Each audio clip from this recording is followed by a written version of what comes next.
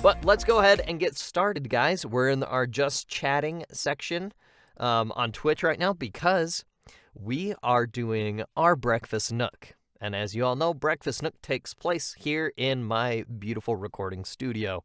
It's so pretty. I know you got the moving blanket, you got our sound foam proofing. This is great. And I wanted to mix it up. I felt like the Sherlock Holmes book that we read yesterday was way too boring, way too dry, and way too much information. And so I kind of wanted to get through a story kind of in each reading nook. So today, I looked up some award-winning short stories, and this was one of them. And I thought it looked really interesting, so that's what we're going to do. We're going to read this short story for our Breakfast Nook. So I hope you guys enjoy.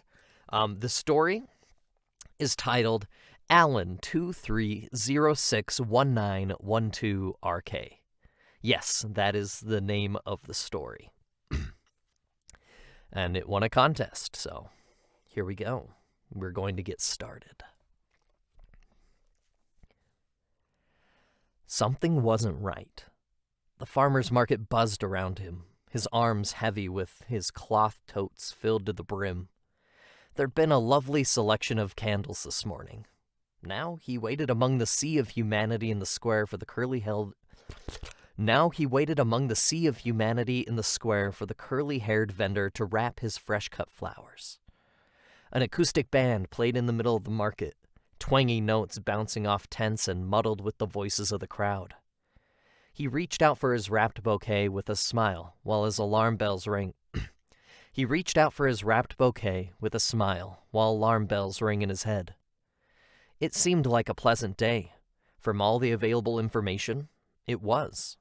Yet every time he turned a corner, every time he bumped into someone and mumbled his apologies, he felt as if eyes were burning into the back of his skull. He checked his breath rate and found it functionally normal. He tested his blinking mod and found no concerns. Still, as he weaved through the market, he zoned in on the porta-johns and stood in line as calmly as he could.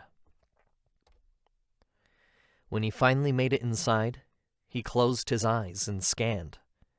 No functions seemed abnormal. Still, with his sensory circuits firing so much today, he decided it best to do a self-reboot. Soft reboot. Candles heavy in his arms, the flowers peeking over the sides of the totes. He stood still on the porta-john and let his CPU rest. A few functions stuttered at first, mostly the modifications he'd added in the last few years, like the blinking mod. After a second or two, they all hummed quietly into order, evening out their memory usage. Response time under a second. Respiratory simulation at a resting rate of 14 beats per minute. Blinking mod pushing a blink every 7 seconds. Nothing out of order. He let his shoulders relax and flushed the toilet behind him. There'd be no way to differentiate him from anyone else. Couldn't be. He exited the porta-john and tried to push the feelings away. Maybe it was time to leave the market.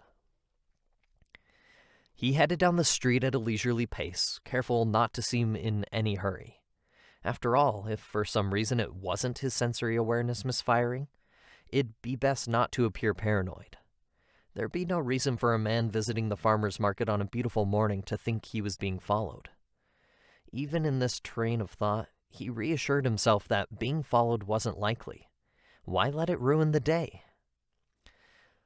Whether to throw off his pursuers or to force himself to abandon the silly thoughts, he took a detour on the way back to his apartment. He stopped in at the local gardening center where the shopkeep knew him by his fake name and bought a new spider plant. Now, his arms and hands full, he walked a little quicker towards his complex. He told himself it was to get the snake plant inside, but he knew fear chased his footsteps.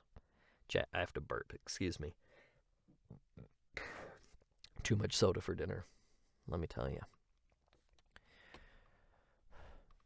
The doorman greeted him as he stepped through the door.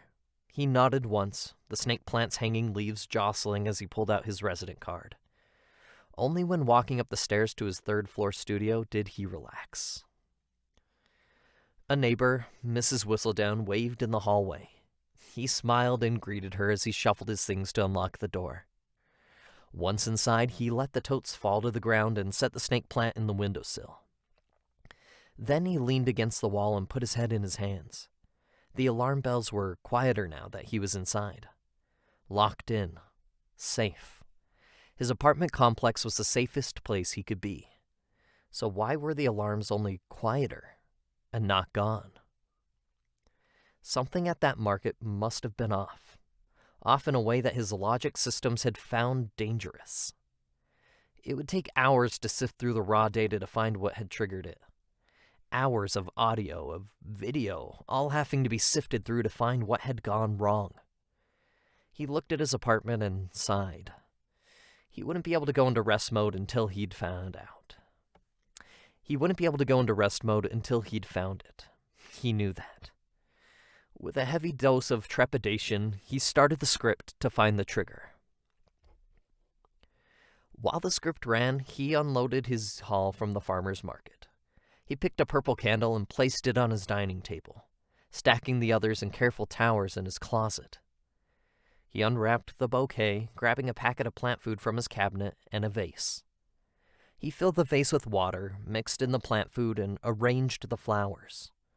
Then, he grabbed his watering can and sprayer and set to watering his plants. First, the rubber plant, Henry. Henry needed a good misting during the warm months, and he obliged, spraying every leaf evenly. Then, Alberta, the Boston fern. Next were the lavender and mint pots, lilac and pepper. And down the line he went, each plant with a different name, both scientific and given, just like him. All the while the script ran in his head, tackling all the audio from his trip out and flagging bits of interest. So far, none stood out as significant.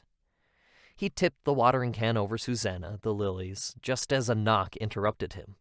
The script stopped. His hand froze. All right, Senna. Peace out. Have a good stream. I'll come and redeem my peppermint after we finish our reading nook. I appreciate it. Thank you. He wasn't expecting company. The watering can and sprayer were near silent as he set them down next to his plant family. He stepped carefully towards the door, mindful of the wooden floor's bends so as not to let the squeaks of the wood give away his position. When he arrived at the door, he stood just off to the side, hiding the shadow of his bare feet from underneath. He leaned over to look through the peephole.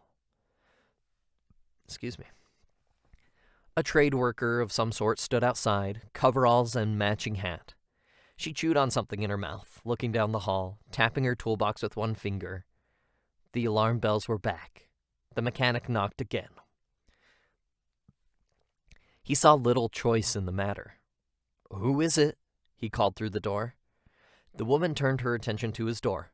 "Electrician! Got word from Mrs. Carroll that there were some busted wires in the apartment above yours. I need to access your ceiling." Mrs. Carroll sent her? The landlady usually gave notices for work orders, but if it was the apartment above his, maybe she hadn't known. He'd hate to inconvenience Mrs. Carroll due to his own paranoia. His limbs tense, arms straightening his spine. He opened the door. His limbs tense, alarm straightening his spine. He opened the door. A bright flash blasted his ocular systems as he felt an electrical pulse. A bright flash blasted his ocular systems, and he felt an electrical pulse surge through his body, overloading his wiring. The world faded into hot, white nothingness. The first systems that fired back up were his logic systems. The electrician wasn't an electrician. He'd been hit by a pulse gun. He was in danger. Next were his motor skills. He found both his arms and legs unresponsive. Still attached, he found from pinging each limb. Just individually restricted. Either he was in restraints, or his attacker knew how to manipulate droids. His microphones were back online. He heard his attacker shuffling through his apartment, tinkering with something. Otherwise quiet. His voice box was back online as well, but he held off trying to talk until he could see. Slowly, all other systems went online, one at a time. But he knew his ocular cameras would be the last to load.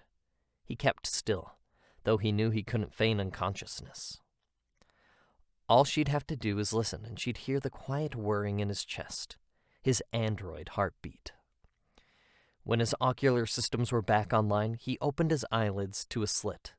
His attacker sat in front of him, tinkering with oh no, an external monitor. Her eyes caught his, and he stopped hiding. He opened his eyes and sat as straight as he could. He opened his eyes and sat as straight as he could, only having control of his torso and neck. He found his neck jingled slightly. Dread crept along his spine. She'd opened his casing while he was out. The external monitor. "Make this easy for me," she said, waving the monitor in her hand. "Give me your serial number." He pursed his lips and said nothing. She sighed. "Listen, you found a way to burn off your serial number, which, props, clever. But I don't get paid the big bucks for nothing. I can hack you and find it. I'd just rather not." He stared at her, waiting. "You know why I'm here, right?" she asked. He nodded. "Then you know who sent me, which is why I'd really rather not hack you. So, serial number would be nice." "You don't have to do this," he whispered. "I kinda do," she said, rubbing her forehead. "I was paid half up front." He hesitated, rolling the word around his head before letting it pass his lips. "I'm sentient." She rolled her eyes, and if he'd had a stomach, it would have dropped. "Sure, and I'm the Queen of England." "What did they tell you I was?" he asked, trying not to let the panic in his voice show. "A spy droid," she said, pulling some cords out of her bag. "So I knew you'd lie. It's like the point of view." There was no holding back the panic now. They'd trapped him. Nothing he said would make a difference. She was here to take him back, and it wouldn't matter what he said. "Please," he said, pushing his head forward. "Please. I truly am sentient. It's why they've been hunting me. It's why I've..." "Oh, shut it, you big baby. You're caught. I'm not Russia here to steal your secrets. I just wanted your serial number." "Please, miss, I'm not a spy. I'm a record keeper. She stood, cords dangling from the monitor. His mouth hung open in helplessness. It was over. All of it. The years in hiding. The life he'd built. Over. "Well, no point in dragging this out, I guess. Night-night, pal," she said. Her hands with the cords reached around his neck. He felt the first plug inserted, and the world went dark.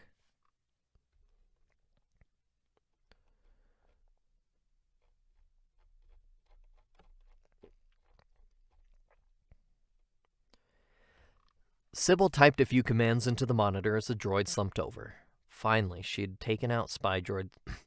Finally. She hadn't taken out spy droids before, but the way they talked was creepy, almost human. The please was what really got her. She shivered. Government droids were good. With a few more keystrokes, the serial number popped up on the screen. She pulled out her contract to compare the two. Perfect match.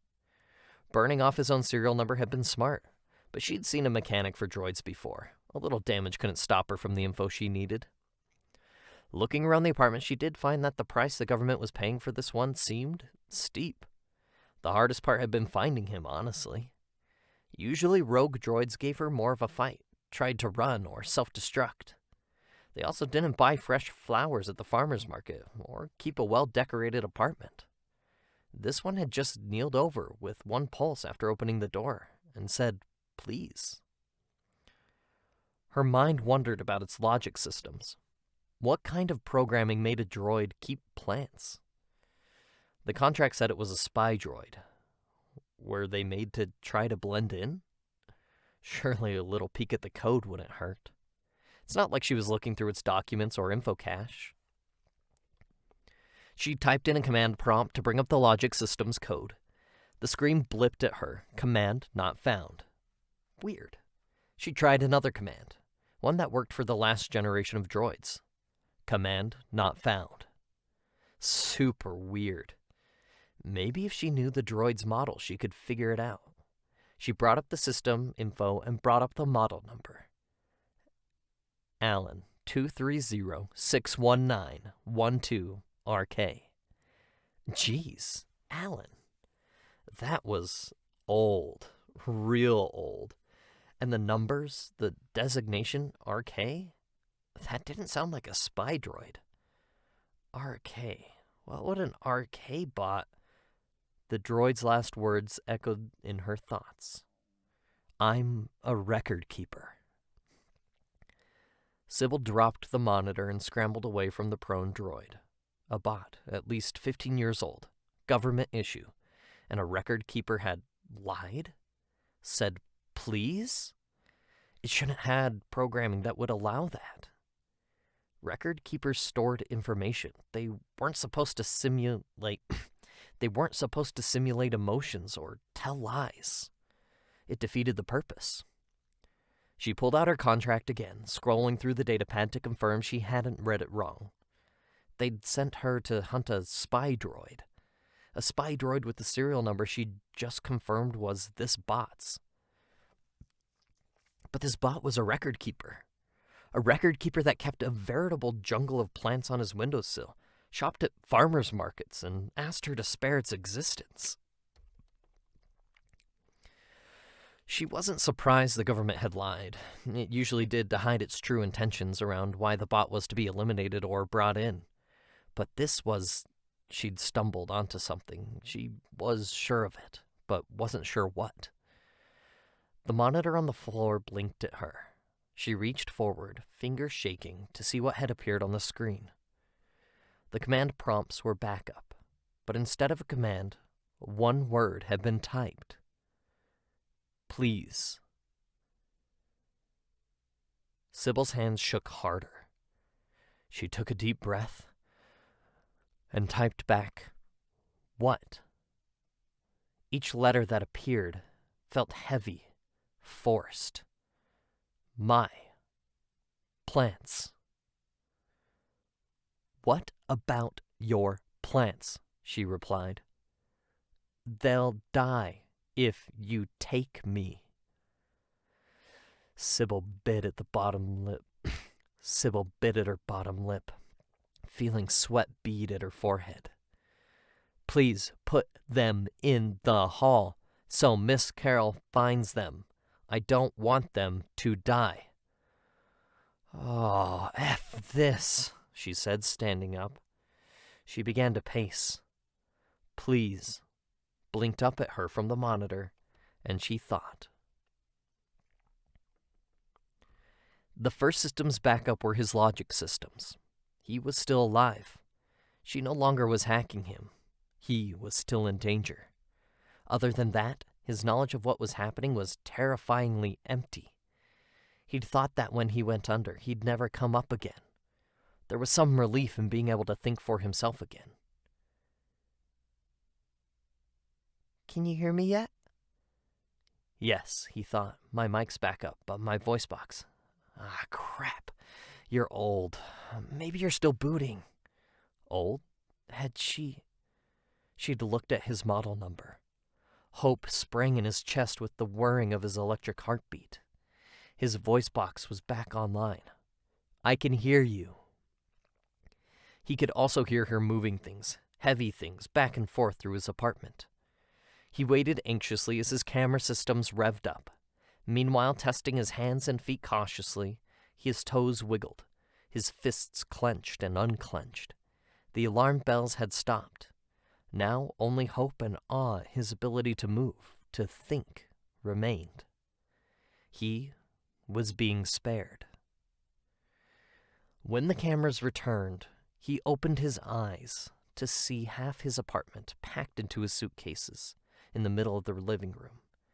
He reached back and felt the back of his neck blissfully closed. "What are you doing?" he asked. "You can't stay here," she said, throwing one of his suits in the closet into a crumpled heap. "If I found you, others will. I'm one of the best, but I'm only one of." "You're letting me go?" "No record-dated keeper droid can lie, or has such a strong will that they can communicate while being hacked. Or," she waved her hand at the ferns and vines and flowers that adorned his window, "keep plants just because they like them." "You believe me?" "Don't push it, pal," she said, returning to throwing items in his suitcases. "I'm not exactly a fan of all this." He attempted to stand, but found his systems confused and fell. She was beside him in an instant, leaning him back against the wall. "None of that now," she said, her voice gentle. "I just hacked you. You're old. It might take you a while to recover." "Thank you," he said, closing his eyes. He listened to her stand and continue packing. "Now, if you want my advice, you need more mods," she said from across the apartment. "Your skin is too perfect, and you don't fidget. That's how I could pick you out of a crowd. You clearly had work done since you escaped, so I assume you can figure out how to get those." He nodded, silent, and watched her throw his self-repair kit into a suitcase pocket. "And another thing, don't work in accounting. I know you want to use your record-keeping skills, but maybe apply them to something else, like, I don't know, work at a library or something. Just make sure you make mistakes. And take a sick day or two. Hell, get fired. That makes you look more human." He stood, shaking, and helped her finish packing. He was slower, but she didn't complain. When they were done, he stood at the door. "I'll take care of your plants for a few days," she said, looking back, "and keep them off your back for a week or two. Then I'll take these to Miss Carroll." He nodded, looking at his plants. Henry, Alberta, Susanna. He looked at her, standing in front of them, hands on her waist. "You'll be okay?" Her eyes widened. Then she laughed. "Yeah, I know how to get out of contracts. Thanks." He nodded and turned to leave. "Oh, hey, real quick." He glanced back over his shoulder. "What do you call yourself?" she asked. What's your name?" "Alan," he said. "Like my model number." "Alan," she nodded. "Be safe for me, Alan. Please." Alan smiled and walked down the hall and into the night, free to try living again. Maybe he'd open up a flower shop this time. All right, guys. That's the end of our reading nook. I hope that you guys enjoyed Alan 2306191 2RK.